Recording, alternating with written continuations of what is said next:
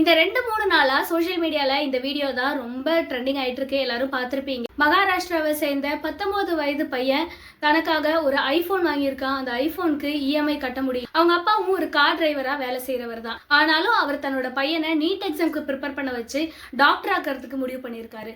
எவ்வளவுதான் வறுமையில கஷ்டப்பட்டாலும் பையனை படிக்க வச்சு டாக்டர் ஆக்கணும்னு முடிவு பண்ணவரால ஒரு ஐபோன் வாங்கி தர முடியாதா என்ன?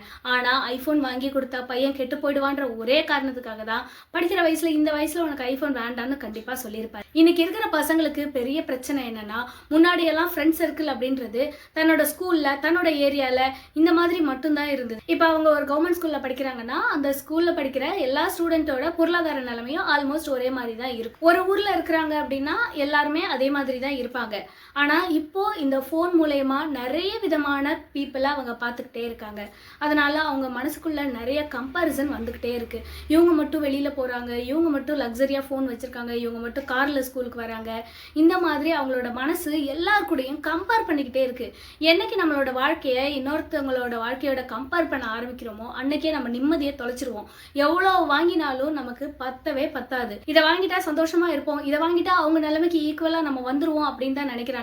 ஆனா அதை வாங்குறதுக்கு அவங்க எவ்வளவு கஷ்டப்பட்டாங்க, எவ்வளவு சம்பாதிச்சாங்க, எப்படியெல்லாம் வேலை செஞ்சாங்க, என்னெல்லாம் படிச்சு முன்னேறினாங்க அப்படின்றதெல்லாம் யாருமே இங்க யோசிக்கிறதே கிடையாது. இது இன்னைக்கு நேத்து நடக்கிற பிரச்சனை கிடையாது. காலங்காலமா பசங்க அப்படித்தான் இருக்காங்க.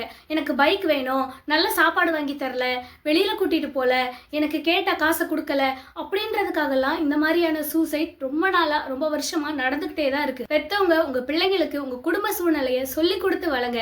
பெத்தவங்களை எப்பயுமே பிள்ளைங்க ஒரு ஏடிஎம் கார்டா மட்டுமே பார்க்காதீங்க. எவ்வளவு வேணாலும் சுரண்டலாம், எவ்வளவு வேணாலும் தேய்ச்சா காசு வரும் அப்படின்னு மட்டும் நினைக்காதீங்க. எப்பவுமே பெத்தவங்க ரொம்ப கரெக்டா தான் இருக்காங்க. அவங்க உங்களுக்கு உணவு, உடை, இருப்பிடம், கல்வின்னு தேவையான அத்தனையுமே கரெக்டாக தான் செய்கிறாங்க. அது அளவுக்கு மீறி நீங்கள் தேவையில்லாத விஷயங்களை கேட்கும்போது தான் இந்த மாதிரியான பிரச்சனைகளை பிள்ளைங்க சந்திக்கிறாங்க. அந்த பையனுக்கு சரியான புரிதல் இல்லாத ஒரே காரணம் இன்னைக்கு அழகான ஒரு குடும்பம் இந்த உலகத்திலே இல்லை.